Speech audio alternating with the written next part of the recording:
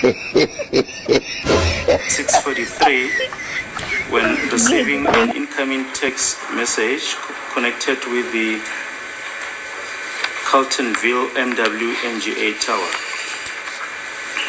Ucingo lakamsolo wesithathu ke cina ngo-68169 mhla ka-1 December ngo-2014 isikhathi ke ku-20:26:43 lathola ke umlayezo ongenayo ke owabamba njengombhoshongo ke wase-Carltonville. And just over a minute later, the number of... I'm standing here on the basis of relevance. I've had now more than 30 transactions where we hear that the device of accused number 3 traveled through some towers, Oberholzer, spent 2 hours. This other tower, that other tower. What relevance does it have to this witness that is on the stand, the communication between Mabunguntuli, accused number 3 and 5, but to say there are certain common towers that, and so far the Oberholzers of this world, the Carltonville towers of this world. Accused number 5's 8460 number, the point that we departed from the 18th of June 2020. We were talking about only 2 towers, East Driefontein and West Driefontein towers. Now we are on a fishing and trolling expedition that I don't know where it's ending. As a quick piece, my lord, we have indicated firstly that the purpose why we're presenting this evidence is to show that the device of accused number 3 connected with the towers in the area where the Driefontein mine is situated, but there's also further evidence that we want to refer to regarding this aspect. If just council can buy this time and exercise some So it's relevant what you're saying? Yes, it is relevant. Okay.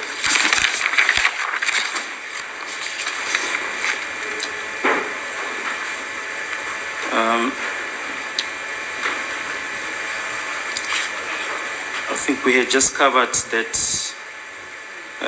Carltonville MWNGA Tower.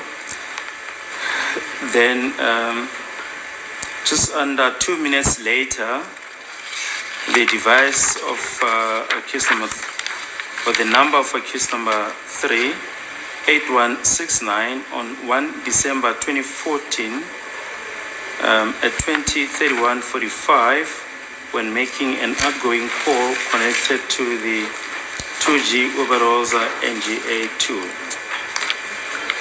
Futhi ke maqhubeka phambili ucingo lakamsola wesithathu lecina ngo-8169 mhla ka-1 December ngo-2014 isikhathi ku-20:31:45 lenza ucingo oluphumayo ke lwabanjwa ke umbhoshongo lo wase-Oberholzer. Then just under 6 minutes later, the number of accused number 3 ending 8169 on the 1st of December 2014 at 20:37:05 when making an outgoing call connected to the Oberholzer Silos NGA Tower. Siqhubeka futhi phambili ke emva kwemizuzu eyisithupha ucingo lakamsola wesithathu futhi licina ngo-8169 ngomhla ka-1 December ngo-2014 isikhathi ku-20:37:05 labanjwa ke umbhoshongo ke wase-Oberholzer. Then just under 2 minutes later, the number of accused number 3 ending 8169 on 1 December 2014 at 20:31:13 seconds when making an outgoing call connected with the Oberholzer Silos NGA 2. Ucingo lakhe umsola wesithathu licina ngo-8169 ngomhla ka-1 December ngo-2014 isikhathi ku-20:31:13 ngale nkathi lenza kocingo oluphumayo labanjwa ke umbhoshongo wase-Oberholzer. And just under 8 minutes later,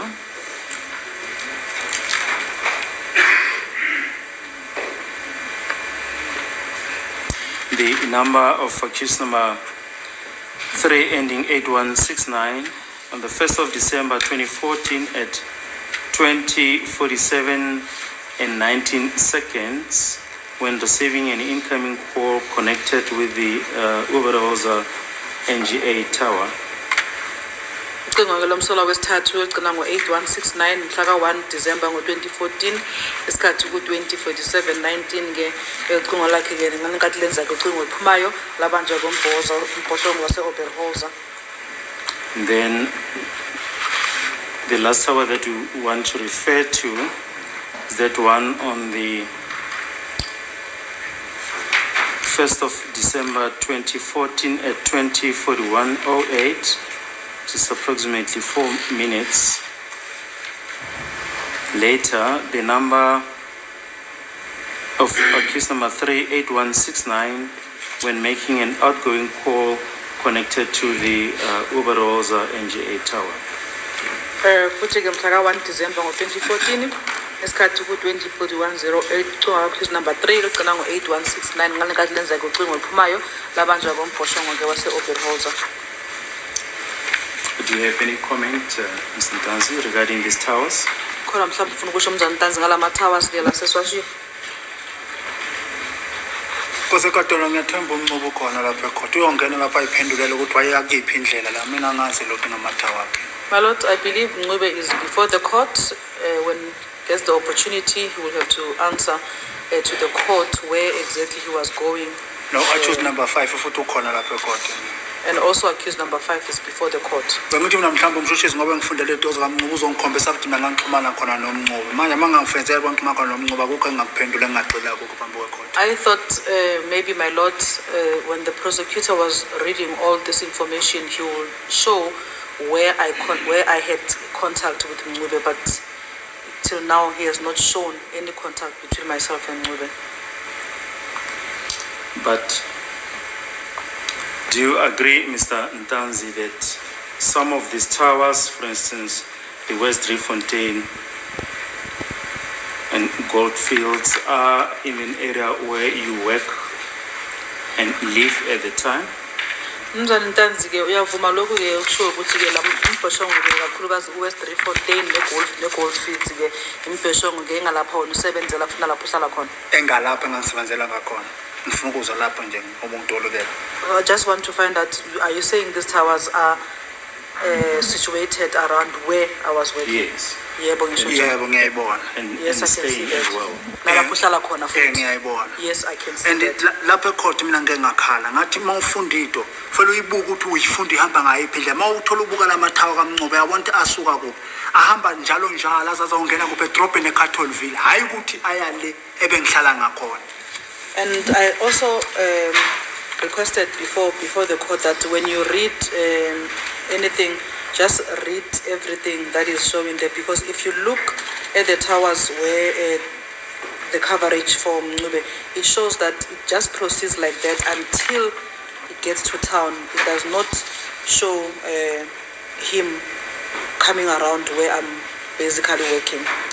Ngoba ngumgwaqo la Kosekatolo angazi ubizwa ngokuthiwa iN bani kodwa umgwaqo uzuyongena phakathi edrobheni eCatholville. Because here we are talking about the road, my Lord, even though I don't know exactly what they call it and something, but it's a road that goes straight to Carltonville. Now, this brings us to the next question. Did you meet Mr. Ncube, accused number 3, on the 1st of December 2014? Manje lokhu ke kusafuthi komunye umbuzo ke wena ke wahlangana nomzana Ncube nge-1 zika December ngo-2014? Cha Nkosenkandla. No, my Lord.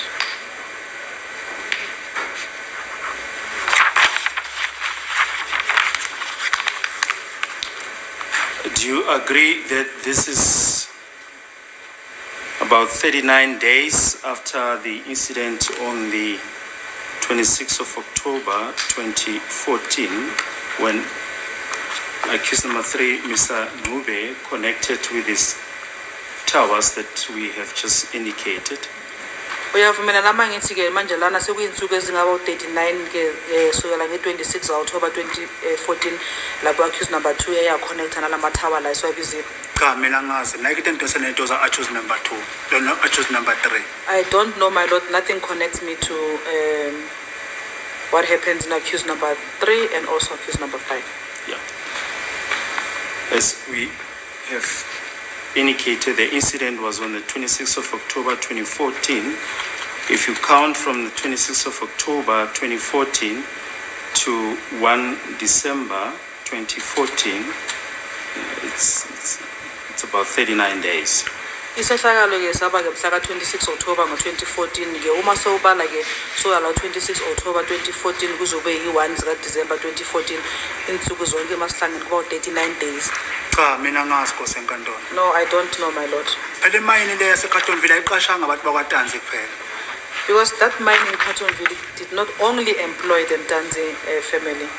Kugcwele abantu abaningi lapha eCartonville, botombela, bomthetho, bomama eCartonville, akusimina yakwaTanzi kuphela le. There's lots of people there. There's people from Ntombela, Maumela, not only the Ntanzi people. I Njengalapha employed in that ecourt, mine. njengalapha ecourt, mhlawumbe mawu-off kuzongena abanye besebenzisa icourt, akusiyi court yethu kuphela. Just for example, here in court, when you are not working, when you are off, somebody else can come and use the same court. This court does not belong to only us. Ngumncube Nkosi enkantolo wazi ukuthi wayeyapha eCartonville ngalolo langa lelo. Nangangiphendula into zikaMncube Nkosi enkantolo. Umncube mina ngimazi Nkosi enkantolo. Ngimazi ngoba sidontshelele icala. It is Mngube, my lord, who will be in a better position to explain to the court of where he was going on that particular day. I don't know him. I only first knew him when we appeared before the court. Bengakuphendula kangcono Nkosi enkantolo mhlawumbe kumshushisa ukuthi Tanzi nansi inamba yakho ifanele inamba kaMncube or inamba kaMncube ifanele inamba yami. Mhlawumbe le bengayiphendula. Manje mina ngiboni lutho la kuxhumanisa noMncube. My lord, maybe I would have been in a better position to respond if the prosecutor had said that in Ntanzi, we can see your number, that it connected with Mngube's number, but nothing like that is before the court. So I don't have anything that is bringing me together with Mngube, my lord. Connecting me to Mngube.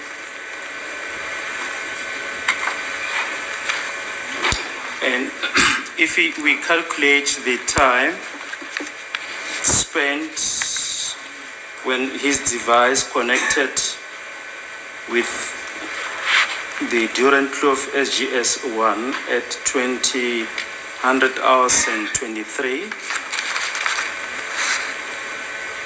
up to the time when he connected with the Carltonville MWNGA at 20:29 and 7 seconds. It's about approximately 30 minutes that he spent around that Carltonville area.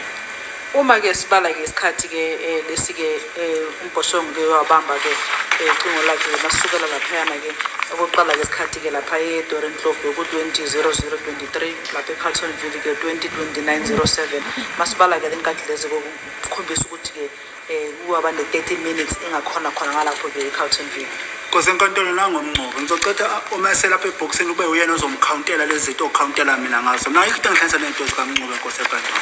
My lord, Mngube is before the court. My request is that when he comes to testify, you can now make those calculations and count for him as you're counting for me, because nothing connects me with Mngube's things, my lord. Ngoba uMncube Nkosi enkantolo ukhona uzosho into ayekofunana eCartonville kuphi nendawo eCartonville nguye ozosiphendulela hayi mina. Because Mngube is before the court, my lord, he's the one who needs to respond or reply to what was he doing in Carltonville. Was Not it, me. was it just a coincidence that 39 days after the incident he happened to be in the Carltonville area? Manje